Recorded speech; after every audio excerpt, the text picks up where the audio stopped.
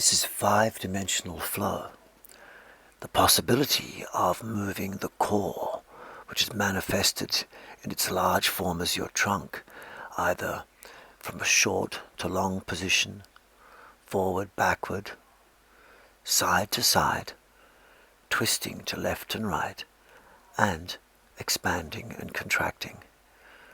As you change the volume of the body with shorten and lengthen, expand and contract, and then shift the energies from left to right, up and down, this moves good energy and loving information through the body, turning essentially your whole body into one large pump, one large heart. Give a rest to the heart in the middle. Turn your whole body into one heart. Move good energy and loving information through your body and be one. This five-dimensional flow practice can be done slowly or quickly. And by doing it slowly, like I'm showing here, I get the chance to scan my entire body. I'm making wave-like expansions and contractions up and down the trunk. Here I begin by expanding the pelvic floor, then lower back and upper back, then expanding the chest and the abdomen. Now I begin by contracting the lower abdomen, the lower back, upper back, then contracting the chest and contracting the abdomen. At the same time, as I expand my lower back, upper back, I'm lengthening, then expanding and lengthening the chest and the abdomen. Then I contract the lower abdomen in and shorten lower back, upper back, shorten and compress the chest and compress the abdomen. This wave-like expansion and contraction and lengthening and shortening continues through my practice, with the possibility of also increasing the length of the front and the back and making it side bending and twisting. The effect is to move good energy in the form of increased circulation through the body, and with the dominance of the parasympathetic nervous system, that rest, rejuvenation, relaxation, regeneration mode. As I bend forward like this, I lengthen and expand the muscles in the lower back, increasing energy and relieving back pain. As I bend backwards like this, I release all the muscles in the back by activating the muscles at the front. Breathing into the abdomen releases the muscles of forced abdominal exhalation. As I push the lower abdomen inwards to come forward, I push back the sacrum, open the sacroiliac joint, and release the compression that's often there around L5, S1. Lifting the shoulders assists in the expansion of the chest, and making a complete breath as I extend the hips. The hip extension pulls on the psoas, and the psoas pulls on the diaphragm, assisting the diaphragm to move up and down.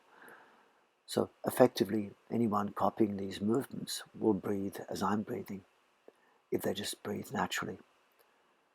But when you understand the movements, you can enhance them and superimpose over them. The practice is really nourishing for the musculoskeletal system, tractioning the joints, activating one side to release the opposite side. So you create strength while feeling totally relaxed. Create flexibility without any sensation of strong stretching. Increase blood flow without the feeling that you're in any way making the heart race.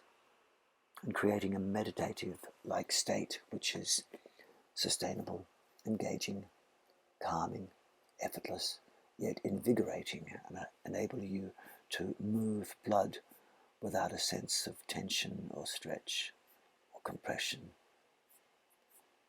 or discomfort.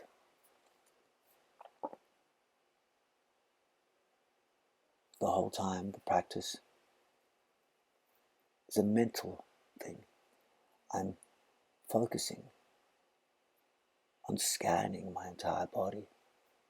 In the simplest manifestation of this practice, I'm simply going up the back and down the front, up the back and down the front of my trunk.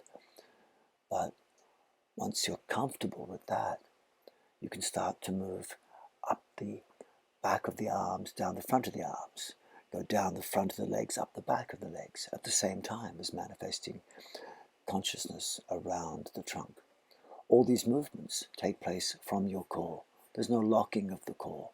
The core is what does the movement. The biggest manifestation of your core is the trunk. The smallest manifestation of the core is an invisible point between the pubic bone and the navel, between the top of the hips and the tailbone, around the region of the L5, S1, where often back pain manifested, energy is blocked, the opening of the parasympathetic nervous system. It's between the diaphragm and the pelvic floor, a central invisible point which is surrounded by the enteric nervous system, your gut brain, 80% of the immune system, 80% of the digestive system and reproductive system also in this region. And by moving from this region, you nourish all these places, all these internal organs, at the same time as maximizing the efficiency, the leverage of your arms and legs, minimizing the stress on these joints. There are many ways to work with this practice. Sometimes it's nice just to actually move that core point through smooth patterns in three-dimensional space. But as you get more experienced, it's possible and very, very advantageous to move what we could call the top and the bottom of the small version of the core, namely the pubic bone and the navel, in opposite directions. So as the navel goes up, the pubic bone goes down. As the navel goes to the left, pubic bone should push to the right. And the navel controls the trunk and the upper body. The pubic bone controls the hips and the lower body. And so in this way, then, the body is always moving from the core. The body is always manifesting. And a manifestation of what true meditation could be, where the object and the subject become one, can be thought of as being when the thinking brain in the head is one with the action brain in the core, the enteric nervous system. And when you can really feel that every movement that you make, the initial thought might start in the head, but the feeling, the action, the movement starts at your core, in the enteric system. The enteric nervous system, a large plexus of nerves, bigger than a cat's brain. If you move everything from this point, then your brain and your core act as one, and this could be said to be a true meditative state, the flow state, the zone of the athlete, the state of oneness.